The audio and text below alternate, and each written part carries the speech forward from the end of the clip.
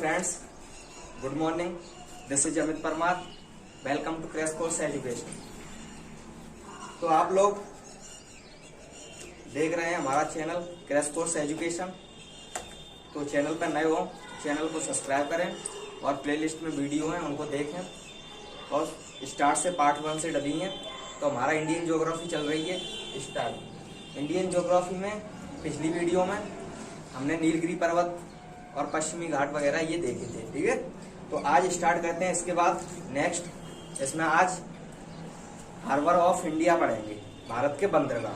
तो भारत के बंदरगाह पढ़ने से पहले जैसे पिछली वीडियो आप लोगों ने देखी होगी तो उसमें कुछ छूट गया था, टेक्निकल प्रॉब्लम के कारण वीडियो रुक गई थी, तो उसमें कुछ रह गया था, उसको आज पूरा करेंगे। इसके बाद नेक्स्ट लेक्चर बंदरगाह का स्टार्ट करेंगे, ठीक है। तो उसमें उस टाइम पे पास रह गए थे कुछ, पास बोल दें या दर्रे बोल दें या फिर घाट बोल दें, जो कहाँ पे पड़ते हैं ये आते हैं पश्चिम में, पश्चिमी घाट पर रहते हैं। क्योंकि पिछली वीडियो में हमने पश्चिमी घाट पढ़ा था, उसमें जितने पठार पर्वत आते हैं नीलगिरी वगैरह, तो पश्चिमी घाट पढ़े थे, उसमें कुछ घाट दर्रे आते हैं तो उनको हम पढ़ेंगे। तो पहला है, ये इम्पोर्टेंट है, क्वेश्चन सीधा सीधा इनसे बनता है। जैसे थाल घाट,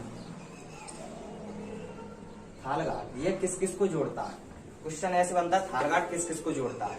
तो थाल घाट जोड़ता है मुंबई से नासिक को।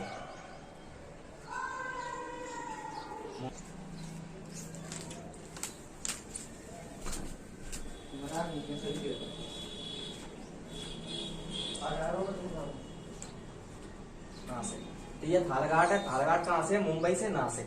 दूसरा है, इसकी यदि लंबाई देखी जाए तो इसकी लंबाई है 580 किलोमीटर, ये इसकी लंबाई है, ठीक है। दूसरा आता है अपना भोरघाट।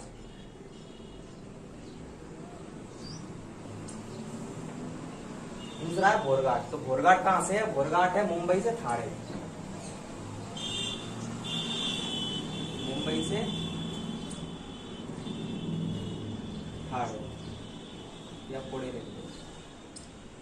मुंबई से पुणे के लिए, ठीक है। तो पहला कौन सा है? पहला है थाल घाट। दूसरा कौन सा है? दूसरा है भोरघाट, मुंबई से पुणे के लिए, ठीक है। ये इसके बीच की दूरी कितनी है? इसके लिखेंगे 630 किलोमीटर, ठीक है। तीसरा आता है पालघाट। पालघाट, ये पालघाट कहां से? ये पालघाट है कोयम्बटूर से कोचीन के लिए, कोयम्बटूर से कोचीन, कोयम्बटूर से कोचीन। ये कोचीन कहाँ है? केरल में, कोयम्बटूर तमिलनाडु में। तो इस प्रकार से ये तीन दर्रे हैं प्रमुख, जो मेन तीन दर्रे हैं वो ये है, ठीक है। एक दर्रा और पड़ता है जिसे बोलते हैं सैनकोटा। चौथा आता है सैनकोटा, सैनकोटा घाट। तो ये भी इंपोर्टेंट है सैनकोटा। सैनकोटा कहाँ है? सैनकोटा आता है अपना तिरुवनंतपुरम से मदुरई, तिरुवनंतपुरम से मदुरई, ठीक है। तो इस प्रकार से ये चार इंपोर्टेंट दर्रे हैं, या पास बोल सकते हैं, घाट बोल सकते हैं। ये सब पश्चिमी घाट में आते हैं। कहाँ आते हैं? पश्चिमी घाट में आते हैं, क्योंकि पश्चिमी घाट पिछली वीडियो में हमने पूरा क्लियर कर लिया था, उसमें जितने पठारी पहाड़ थे वो भी क्लियर कर लिए थे। तो पश्चिमी घाट से ये थोड़ा सा बचा था। ये चार घाट थे। पहला था थाल घाट मुंबई से नासिक, दूसरा था भोर घाट मुंबई से पुणे, तीसरा पाल घाट कोयम्बटूर से कोचीन, और सैनकोटा तिरुवनंतपुरम से मदुरई। तो ये इंपोर्टेंट है, इसमें सीधा पूछता है कि मुंबई से नासिक के लिए कौन सा घाट पड़ता है, तो थाल घाट। या इधर से पूछ लिया भोर घाट में कहां से कहां तक है, मुंबई से पुणे तक। इसमें क्या रहता है? इसमें जल मार्ग और परिवहन मार्ग दोनों रहते हैं, और रेल मार्ग, मतलब सब इसमें रहते हैं, यहीं से गुजरते हैं। तो इस प्रकार से कुछ इंपोर्टेंट ये है। तो ये पिछला टॉपिक का जो बचा था वो ये। इसके बाद नया टॉपिक आज का रहेगा इंडियन हार्बर, जिसे बोलते हैं भारतीय बंदरगाह। तो भारतीय बंदरगाह स्टार्ट करते हैं, इसको देख लो।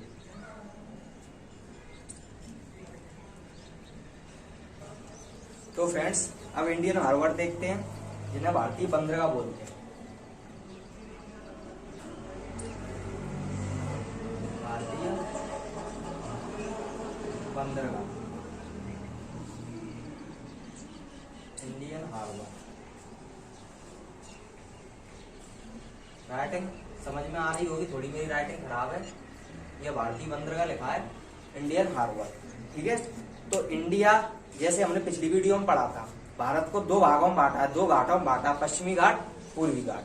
ठीक है, तो पश्चिमी घाट में कौन सा समुद्र आता है? अरब सागर आता है, पूरा हिंद महासागर है। ठीक है, अरब सागर आता है पश्चिमी घाट में, और पूर्वी घाट में आता है क्या? बंगाल की खाड़ी। ठीक है, तो पहले पश्चिमी घाट पढ़ते हैं, उसके बाद पश्चिमी घाट के बंदरगाह पढ़ेंगे। पहले पश्चिमी घाट, 4 साइडें होती हैं, तो मेन 2 साइड है, उत्तर में कोई समुद्र है नहीं, नीचे ही है पूर्वी घाट और पश्चिमी घाट में। ठीक है, दक्षिण में पूरा हिंद महासागर है। ठीक है, तो इससे स्टार्ट करते हैं सब पश्चिमी घाट। तो पश्चिमी घाट के पहले बंदरगाह पढ़ेंगे पूरे, फिर उसके बाद पूर्वी घाट के पढ़ेंगे। तो पश्चिमी घाट में पहला बंदरगाह आता है कांडला बंदरगाह। कांडला बंदरगाह ये इंपोर्टेंट है। बंदरगाह सब हार्बर जितने भी हैं सब इंपोर्टेंट है। ठीक है, तो कांडला बंदरगाह, कांडला बंदरगाह पहले तो ये देखो ये कहाँ पड़ता है? तो कांडला बंदरगाह पड़ता है अपना गुजरात में। गुजरात के कच्छ जिला में, कच्छ की खाड़ी है, कच्छ जिला। ठीक है, तो पहला तो ये कांडला बंदरगाह कहाँ है? कांडला बंदरगाह गुजरात में, कच्छ जिला में। यह 1965 में इसकी स्थापना की गई थी। ठीक है, 1965 में इसकी स्थापना की गई थी। यह बंदरगाह भारत का सबसे पुराना बंदरगाह है। लिख दो, इंपोर्टेंट फैक्ट है, क्वेश्चन पूछ लेता, भारत का सबसे पुराना बंदरगाह तो कौन सा है? कांडला बंदरगाह। तो ये भारत का सबसे पुराना बंदरगाह। ठीक है, ये भारत का सबसे पुराना बंदरगाह है। इसका पहले दूसरा नाम था, पहले इसका नाम था दाहेज बंदरगाह। सर्वप्रथम पहले ये दाहेज बंदरगाह, भारत में सबसे पहले एक बंदरगाह था यही वाला। ठीक है, सबसे ज्यादा विश्व के लिए यहीं से व्यापार होते थे, यही भी दूसरे देश से कोई जो समुद्री यात्रा करके आता था तो यहीं आता था, क्योंकि पुर्तगाल जो वास्को डी गामा आया था वो गुजरात के कालीकट पे ही आया था। ठीक है, तो सर्वप्रथम इसका नाम क्या था? दाहेज बंदरगाह। दाहेज बंदरगाह, लेकिन फिलहाल इसका भी नाम चेंज कर दिया गया है। ज्यादातर क्वेश्चन इंपोर्टेंट ये बने जब से मोदी सरकार आई है, क्योंकि बहुत से शहरों के, बहुत से जगहों के नाम बदल ही दिए गए हैं, उससे क्वेश्चन इंपोर्टेंट बनता है। अब इससे इसका नाम बदल दिया है, कांडला बंदरगाह का नाम अभी क्या रखा है? इसका नाम बदला है, नाम बदलकर, इसका नाम बदलकर क्या किया है? दीनदयाल उपाध्याय बंदरगाह। दीनदयाल बंदरगाह, दयाल बंदरगाह। ठीक है, तो इंपोर्टेंट फैक्ट से इससे क्या क्या बनते हैं? इससे इंपोर्टेंट फैक्ट से ये बनते हैं, एक तो कांडला बंदरगाह है, ये सर्वप्रथम कहां पर है? तो ये गुजरात में, किस जिले में? कच्छ जिले में। ठीक है, ये भारत का सबसे पुराना बंदरगाह है। इंपोर्टेंट क्वेश्चन ये है। इसे सर्वप्रथम दाहेज बंदरगाह भी कहते थे। ठीक है, और इसे दाहेज के साथ साथ एक बंदरगाह भी और कहते हैं, रसायन बंदरगाह। रसायन बंदरगाह, क्योंकि इतने भी रसायन केमिकल होते हैं यहीं से आदान प्रदान, इम्पोर्ट एक्सपोर्ट यहीं से होते हैं रसायनों का। ठीक है, तो इसे रसायन बंदरगाह भी कहते हैं, इंपोर्टेंट है। तो इसके 3 नाम हो गए, 4 नाम हो गए सॉरी। एक तो कांडला बंदरगाह हो गया गुजरात में, कच्छ जिला में। कांडला नहीं आए तो आया दाहेज बंदरगाह। दाहेज ने आए तो इसका नया नाम बदल के रख दिया है दीनदयाल बंदरगाह।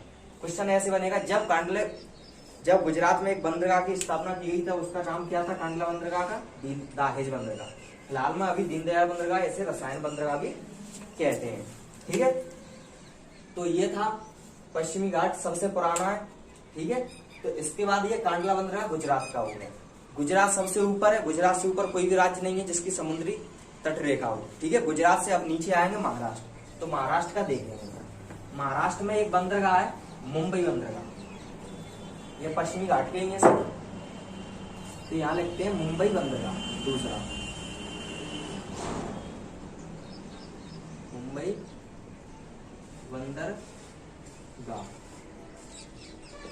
तो ये मुंबई पोर्ट बोल सकते हैं, जिसे मुंबई बंदरगाह। ठीक है, तो यह बंदरगाह महाराष्ट्र में स्थित है, यह राज्य में स्थित होगा, तो यह कहाँ स्थित है, यह महाराष्ट्र में, महाराष्ट्र में स्थित है। अब सबसे इंपोर्टेंट क्वेश्चन, भारत का सबसे बड़ा बंदरगाह, तो भारत का सबसे बड़ा बंदरगाह कौन सा है, मुंबई बंदरगाह। भारत का सबसे बड़ा बंदरगाह। तो पूछे भारत का सबसे प्राचीन बंदरगाह कांडला बंदरगाह या दीनदयाल बंदरगाह। ठीक है, और भारत का सबसे बड़ा बंदरगाह, तो भारत का सबसे बड़ा बंदरगाह कौन सा है, मुंबई बंदरगाह। ठीक है, सबसे बड़ा भी है और सबसे व्यस्त भी है, सबसे व्यस्त भी बोलते हैं। व्यस्त मान सबसे बिजी, सबसे ज्यादा आदान प्रदान यहीं से होता था। सबसे पहले कांडला बंदरगाह था, दीनदयाल नाम है इसका, वहां से होता था। लेकिन जब मुंबई महाराष्ट्र, मुंबई ये खुला था मुंबई बंदरगाह, तो ये महाराष्ट्र में स्थित है, सबसे बड़ा बंदरगाह और सबसे व्यस्त है, क्योंकि सबसे ज्यादा शिप से यहीं पे आते हैं, यहीं से जाते हैं, सामान एक्सपोर्ट इम्पोर्ट होते हैं। क्योंकि वाणिज्यिक राजधानी कौन सी है अपनी, मुंबई है, तो ज्यादातर सामान उद्योग धंधे कहाँ पे, मुंबई है, क्योंकि वो इकोनॉमिक कैपिटल भारत की मुंबई है। ठीक है, तो ये सबसे बड़ा है, सबसे व्यस्त बंदरगाह है। ठीक है, इसके अंदर एक एलिफेंटा द्वीप आता है, इसके अंतर्गत एलिफेंटा द्वीप, एलिफेंटा द्वीप यहाँ पर ही स्थित है। कहाँ, जहां मुंबई बंदरगाह स्थित है वहां एलिफेंटा द्वीप स्थित है। ठीक है, अब इसके बाद एक इंपोर्टेंट क्वेश्चन बनता है, अब मुंबई ये सबसे बड़ा था, यहाँ से सबसे ज्यादा व्यापार होता था, तो इस पे क्या दबाव ज्यादा पड़ने लगा, ज्यादा सामान, ज्यादा दिक्कत आने लगी। तो इसके लिए मुंबई में एक बंदरगाह और खोला गया, नावा सेवा बंदरगाह, नावा सेवा बंदरगाह। तो मुंबई में जब यहाँ पर ज्यादा सामान इंपोर्ट एक्सपोर्ट होने लगा, आयात निर्यात होने लगा, तो यहाँ पर ये मुंबई महाराष्ट्र में एक नावा सेवा इसके दबाव को कम करने के लिए खुला गया। क्वेश्चन पूछता है कि मुंबई बंदरगाह के दबाव, प्रेशर को कम करने के लिए एक दूसरा बंदरगाह की स्थापना की गई थी, उसकी स्थापना की गई थी, तो उसका नाम क्या है, नावा सेवा बंदरगाह। ठीक है, अब एक इंपोर्टेंट सबसे मुंबई, इससे सबसे इंपोर्टेंट क्वेश्चन ये बनता है कि ये किस द्वीप पर स्थित है, जो मुंबई एयरपोर्ट है, मुंबई जो बंदरगाह है वो किस द्वीप पर स्थित है। तो साल्सेट द्वीप, ये हमने कई एग्जामों में देखा है, नोटिस किया है कि ये क्वेश्चन हमेशा पूछा जाता है कि मुंबई बंदरगाह किस द्वीप पर स्थित है, तो साल्सेट द्वीप पर स्थित है। ठीक है, तो इसके मुंबई बंदरगाह महाराष्ट्र में स्थित है, सबसे बड़ा है और सबसे व्यस्त है। ठीक है, ये इसके अंदर एलिफेंटा द्वीप स्थित है और ये साल्सेट द्वीप पर स्थित है। इस पर प्रेशर अधिक होने का कारण, दबाव अधिक होने के कारण इसके लिए एक इसका संबंध में एक और स्थापित किया गया था, नावा सेवा बंदरगाह। तो नावा सेवा बंदरगाह स्थापित इसलिए क्यों किया गया था, क्योंकि इसका एक तो दबाव कम हो जाएगा, और दूसरी चीज ये है कि इसका आदान प्रदान थोड़ा बहुत इससे होता है, ये नवीन है, छोटा भी है। ठीक है, तो इसके, तो फ्रेंड्स, तो मुंबई बंदरगाह से एक अलग किया गया है नावा सेवा बंदरगाह। ये बंदरगाह कैसा है, एक तो नवीन बंदरगाह है और आधुनिक है। नवीन माने नया, तो ये नवीन बंदरगाह है, तो नया बोल सकते हैं, नया बंदरगाह। सबसे बाद में यही बंदरगाह बना था। ठीक है, सबसे पहले कांडला था, सबसे बड़ा मुंबई बंदरगाह है, इसकी सहायता के लिए नावा सेवा वही महाराष्ट्र में बनाया गया। ठीक है, कि थोड़ा बहुत इससे भी इंपोर्ट एक्सपोर्ट होता रहे, इसलिए। ठीक है, तो ये नवीन और नया बंदरगाह है, सबसे नया, और एक आधुनिक है, आधुनिक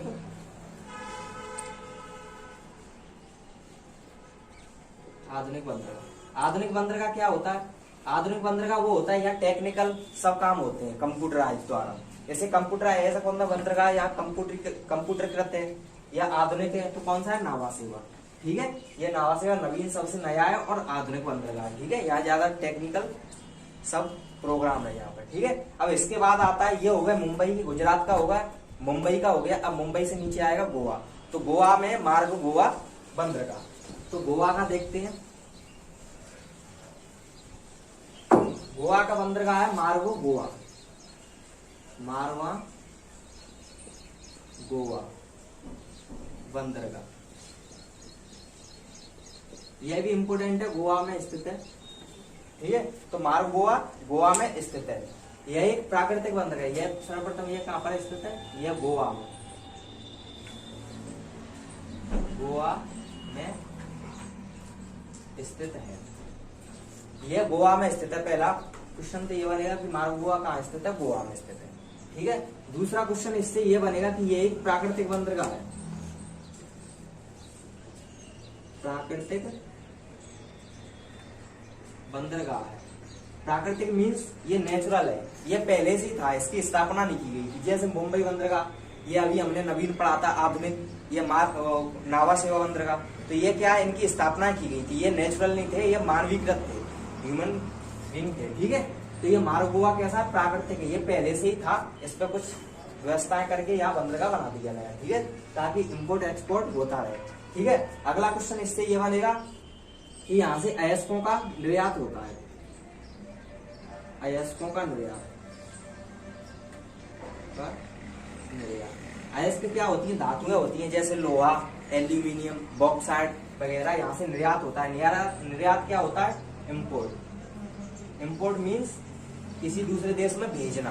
तो यहाँ से दूसरे देशों में चीजें भेजी जाती है, निर्यात की जाती है। और आयात होता है एक्सपोर्ट, दूसरे देशों से चीजों को मंगाना। तो ये मारगोवा था, इसमें ज्यादा कुछ मेन नहीं है। यही है प्राकृतिक बंदरगाह मारगोवा, ये गोवा में स्थित है। यहाँ से अयस्कों का, विभिन्न प्रकार के अयस्कों का, भिन्न टाइप्स के अयस्कों का यहाँ से निर्यात किया जाता है, इम्पोर्ट किया जाता है। ठीक है, ये मारगोवा। अब आता है नेक्स्ट, गोवा के बाद आएगा बेंगलोर, कर्नाटक, क्योंकि इससे अपने स्टेट्स भी याद हो जाएंगे। कौन सा? ऊपर से नीचे की ओर चलते। सबसे पहले ऊपर गुजरात आता है, के बाद मुंबई आता है, गोवा आता है, कर्नाटक आता है, केरल आता है। तो ये कर्नाटक का देखते हैं, मंगलुरु, इसे बोलते हैं मंगलुरु बंदरगाह। मंगलुरु बंदरगाह, मंगलुरु बंदरगाह को न्यू बेंगलोर बंदरगाह भी कहते हैं। ठीक है, तो इसका दूसरा नाम क्या है? न्यू मंगलोर बंदरगाह। इसे न्यू मंगलोर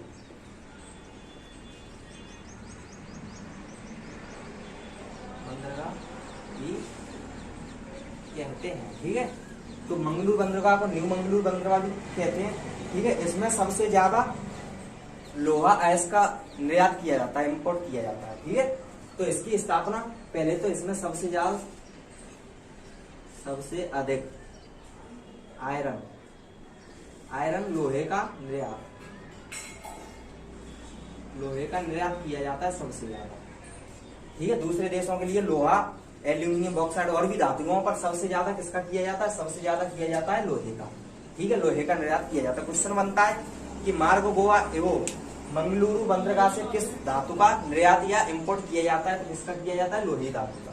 ठीक है, इसकी स्थापना हुई थी 1974 में।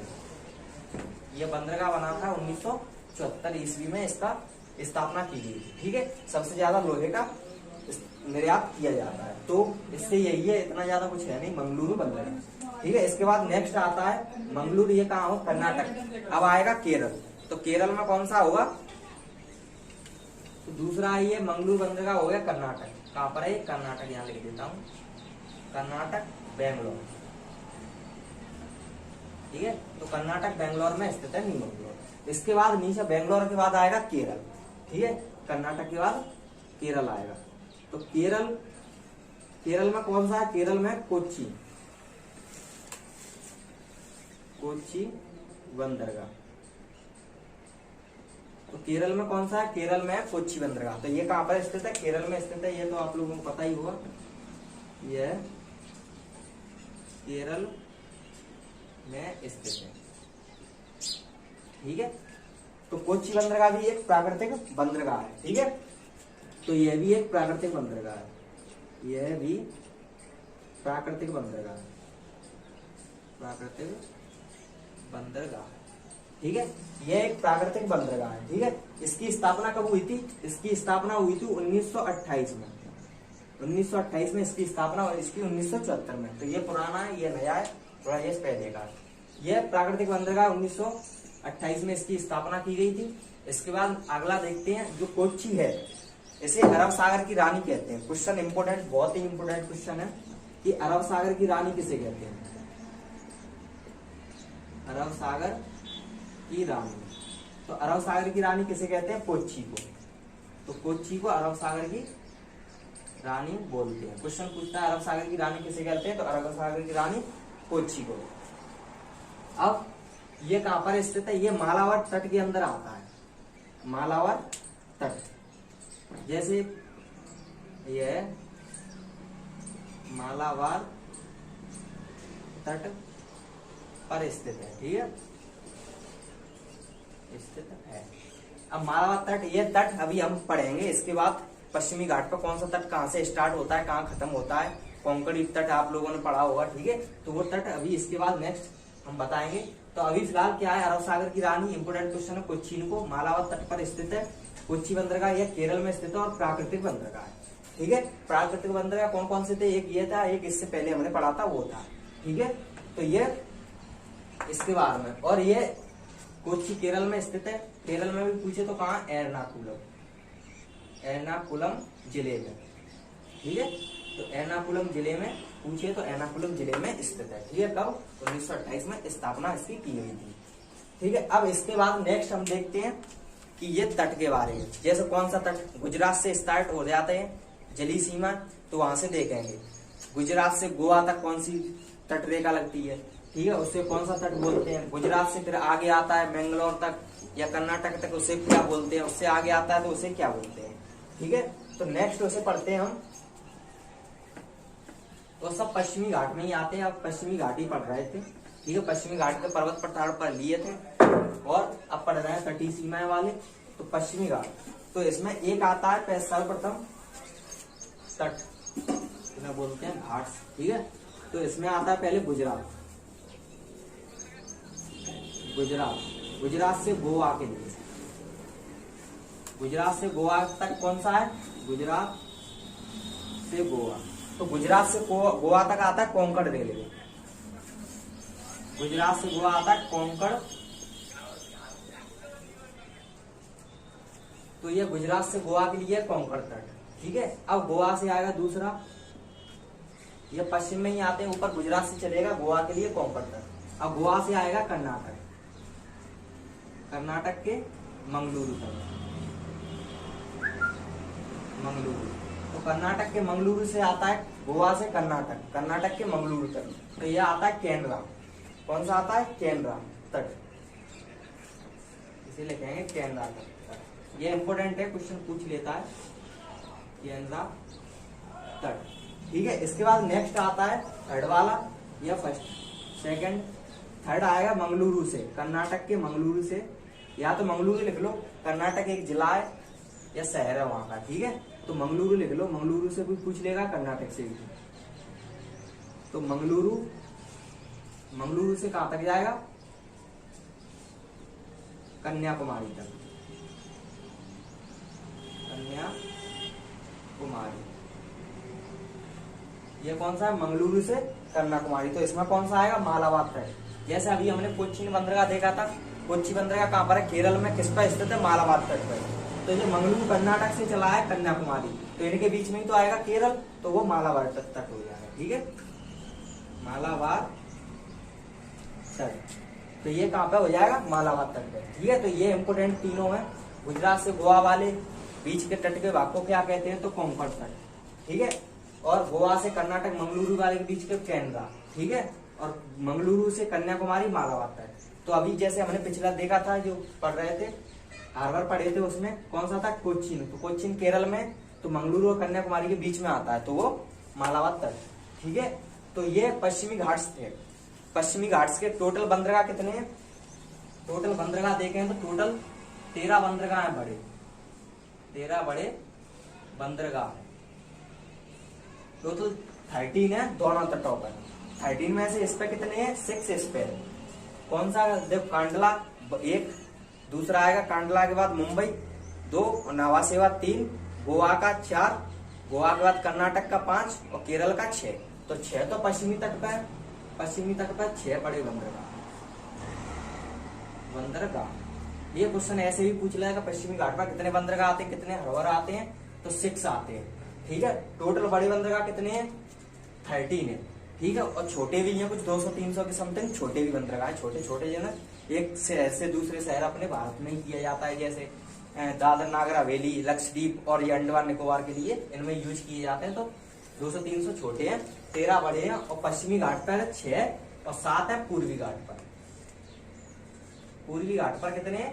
7। तो आज क्योंकि लंबी वीडियो करने से कोई फायदा नहीं होता, लोग अक्सर ज्यादा नहीं देखते, तो इतना जितना पढ़ो उतना क्लियर होना चाहिए। सीधा एक ही मैटर रखो कि जितना भी पढ़ो, चाहे एक क्वेश्चन पढ़ो, पर एक क्वेश्चन ऐसे पढ़ना चाहिए बिल्कुल डीप लेवल से, उसके बारे में जितनी जानकारी हो। जैसे हमने पढ़ा कांडला पढ़ा, अब कांडला एक दिन पढ़ो पूरा, तो कांडला के बारे में जितनी जानकारी हो सब डीप लेवल से करो। जितने क्वेश्चन बन सके खुद से बनाओ, स्वयं से, सेल्फ से, जितने क्वेश्चन बने बनाओ। अभी मैं पश्चिमी घाट करा दूं, पूर्वी घाट करा दूं, सब बंदरगाह एक ही वीडियो में खत्म करा दूं, लेकिन उससे कोई फायदा नहीं हुआ, क्योंकि आप लोगों की भी समझ में नहीं आएगा और जल्दी जल्दी सब हो जाएगा। तो इसलिए मैं आप पश्चिमी घाट के आज लेके आया था 6 बंदरगाह बड़े, पूर्वी घाट के 7 हैं, तो उनको नेक्स्ट टॉपिक नेक्स्ट लेक्चर में पूर्वी घाट के रहेंगे। तो आई होप आप लोगों को ये समझ में आया होगा, और वीडियो पसंद आए तो वीडियो को लाइक करें, शेयर करें, चैनल पर नए हो तो सब्सक्राइब करें चैनल को। और पार्ट फर्स्ट से इंडियन ज्योग्राफी बिल्कुल बेसिक लेवल से सब चल रही है।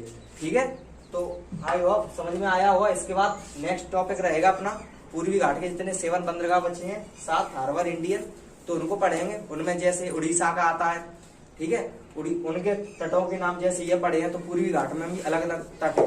ठीक है, अलग अलग बंदरगाह आंध्र प्रदेश में, केरल, तमिलनाडु में। ठीक है, तो उनको नेक्स्ट वीडियो में हम देखेंगे। So thank you all of you. Video देखते रहे, लाइक करते रहे, सब्सक्राइब एंड शेयर।